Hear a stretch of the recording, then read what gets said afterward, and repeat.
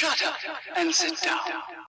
अब हम लोग देखेंगे 5.2.2 स्टैटिस्टिक्स इन सिंगुलर सेंस।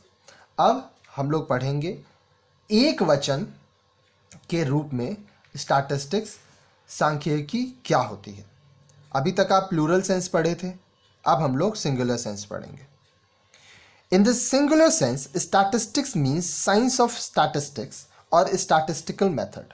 जब हम लोग एक वचन सिंगुलर सेंस के बारे में बात करते हैं तो यहाँ पे हम लोग ये देख रहे हैं कि जो स्टैटिस्टिक्स है ये विज्ञान के रूप में इसका क्या अर्थ है और इसकी क्या क्या विधियाँ हैं, क्या क्या मेथड्स हैं स्टैटिस्टिक्स का।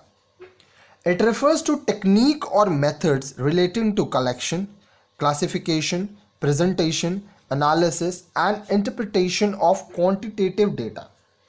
अब यहाँ पर क्या है, यहाँ पे हम लोग वो तरीके देखेंगे, वो तकनीक देखेंगे जहाँ पर हम लोग किस तरह से आंकड़े कलेक्ट करेंगे, कैसे आंकड़ों को जुटाएंगे, उनको कैसे क्लासिफाई करेंगे, कैसे प्रेजेंट करेंगे, उनका विश्लेषण कैसे करेंगे और नंबर्स में उसको कैसे बताएंगे। तो जब आप सिंगुलर सेंस में आओगे तो वो एक बहुत ही बड़ा क्षेत्र हो जाएगा। These are the stages through which every statistical inquiry has to pass through. अब ये अलग अलग पड़ाव हैं, ये अलग अलग स्टेजेस हैं जहाँ से हर एक जो भी स्टैटिस्टिकल इंक्वायरी होती है उसको गुजरना होता है। We shall discuss these stages one by one. अब ये जितने भी पड़ाव हैं, जितने भी चरण हैं, इनको हम लोग एक एक करके पढ़ेंगे। 5.2.2.1 Stages of Statistical Inquiry.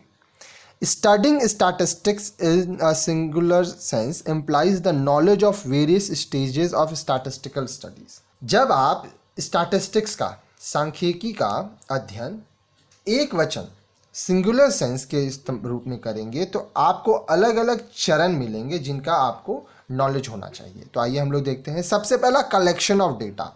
अब जो भी आंकड़े हैं आप आंकड़ों को जुगाड़ेंगे। Collection of data is the first step of a statistical inquiry. सबसे पहला जो चरण है, जो सबसे पहला स्टेप है, जब आप कोई कहीं पर आंकड़े जुगाड़ रहे हैं, आंकड़े ले रहे हैं, तो वहाँ पे आप क्या कर रहे हैं, डेटा, आंकड़ों को इकट्ठा कर रहे हैं। Statistical data are mainly classified into primary and secondary data.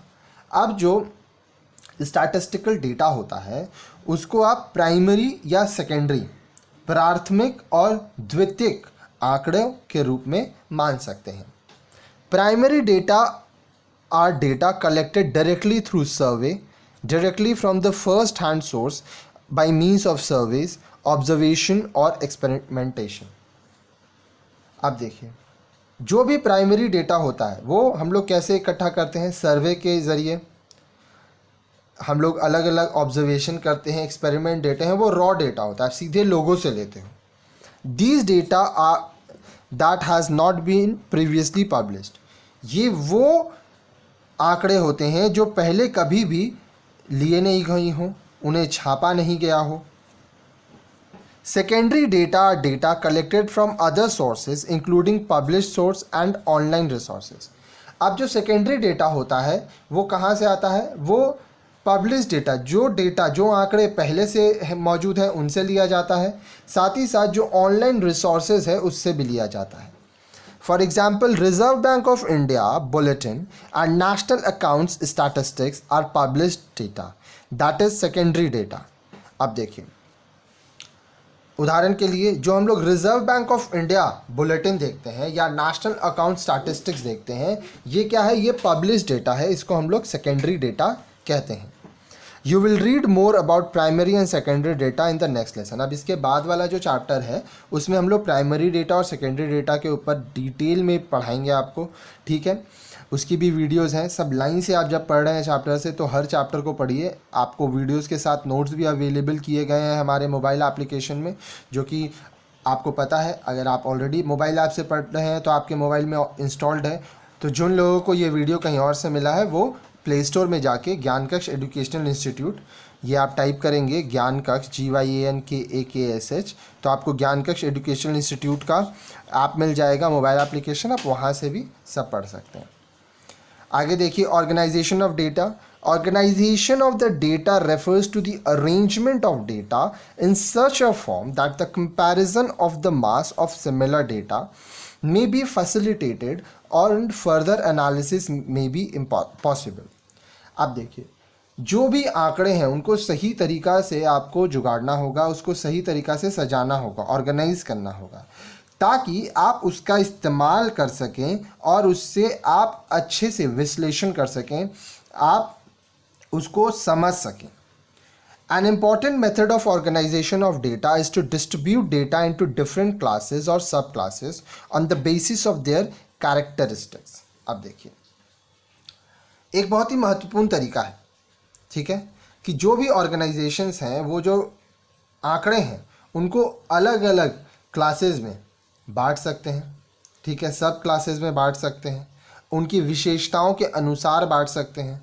This process is called classification of data. अब इसको क्या कहते हैं हम लोग? Classification of data. अब इसको ऐसे समझिए, मान लीजिए एक क्लास में 100 स्टूडेंट है, ठीक है. अब हर एक स्टूडेंट एक तरह से तो नहीं होता है, इसमें कुछ स्टूडेंट होंगे जो कि बहुत अच्छे होंगे ए ग्रेड के, कुछ होंगे जो बी ग्रेड के होंगे, कुछ होंगे जो सी ग्रेड के. अब ए बी सी मतलब वो बच्चे जो कि 70 प्लस लाते हैं, मान लीजिए ए ग्रेड, जो 50 प्लस लाते हैं वो आपका बी ग्रेड, जो 40 प्लस मार्क्स लाते हैं वो सी ग्रेड, और डी वाले कौन है? जो कि 40 से भी कम मार्क्स लाते हैं, ठीक है, लेस देन 40. तो अलग अलग ये क्या है? आपका डेटा है. आपको पता चलेगा कि आपके क्लास में कैसे बच्चे हैं, उनको आपको किस तरह से पढ़ाना है, किस तरह से उनका ख्याल रखना है. Presentation of data. The presentation of data means exhibition of the data in such a clear and attractive manner that these are easily understood and analyzed.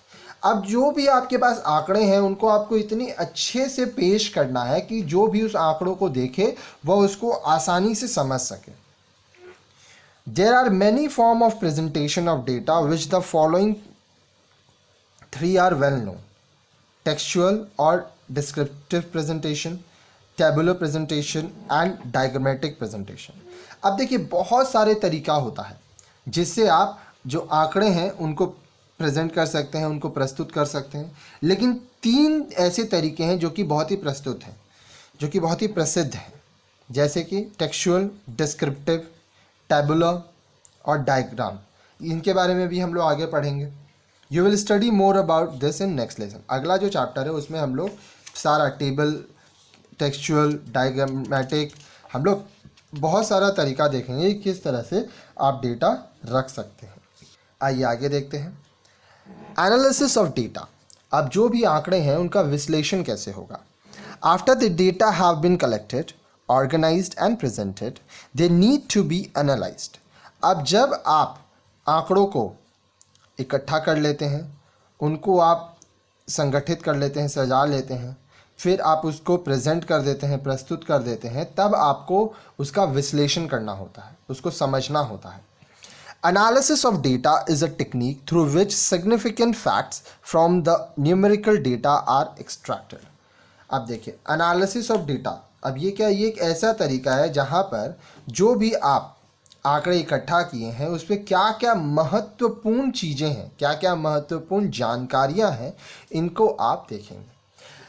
उदाहरण से समझिए, आपका एग्ज़ाम जब होगा तो आपको क्या मिलेगा? डेट शीट मिलेगा, हॉल टिकट मिलेगा, एडमिट कार्ड मिलेगा. जब आप उस डेट शीट को देखेंगे तो वहाँ बहुत सारे सब्जेक्ट्स होंगे, हर एक सब्जेक्ट का अपना तारीख होगा, इस डेट में ये सब्जेक्ट है, इतने बजे से इतने बजे तक एग्ज़ाम है. तो आप जब उस डेटा को देखेंगे तो आप उसको एनालाइज करेंगे, ठीक है, आप खोजेंगे कि आपका क्या क्या सब्जेक्ट है, वो सब्जेक्ट का एग्ज़ाम कितने तारीख को है, कितने बजे से कितने बजे तक है. तो वो सारे जो डेटा है, जो आंकड़े हैं, वह आपके लिए महत्वपूर्ण है.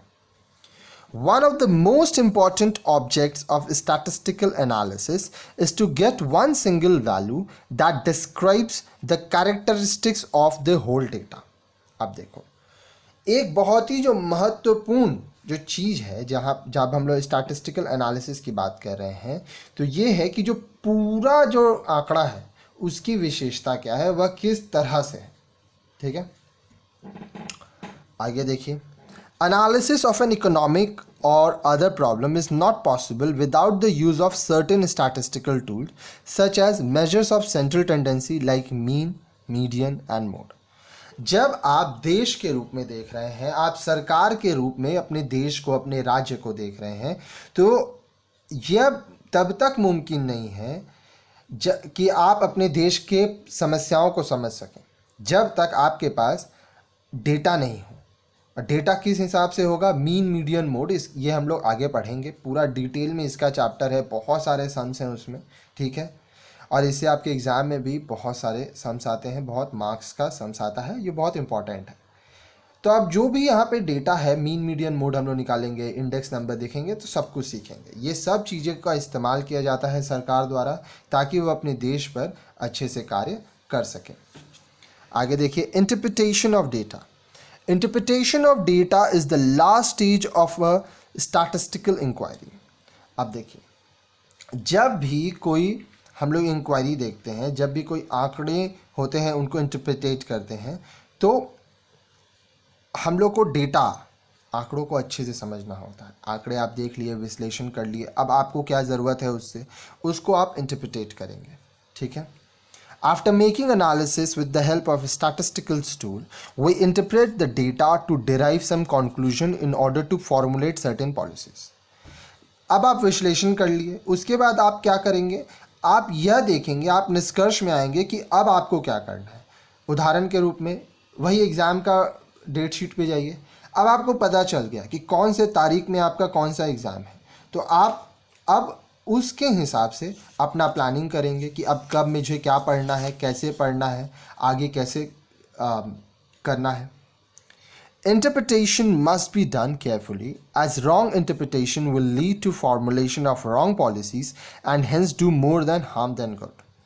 अब अगर सरकार के नज़र में देखें और वो सही से, मान लीजिए, आंकड़ों को नहीं समझा और कोई नीति ला दिया, कोई गलत नीति ला दिया, तो उससे बहुत नुकसान हो जाएगा। सरकार जब भी कोई नीति लाते हैं तो वो यह सोच के लाते हैं कि कुछ अच्छा होगा, लेकिन ज़रूरी तो नहीं है अच्छा हो। अगर आप आंकड़ों को सही से नहीं समझ पाए तो हो सकता है कि आप बहुत विनाश कर दें, आप अपने देश की जनता के लिए बहुत ही हानिकारक नीतियां ले आएं।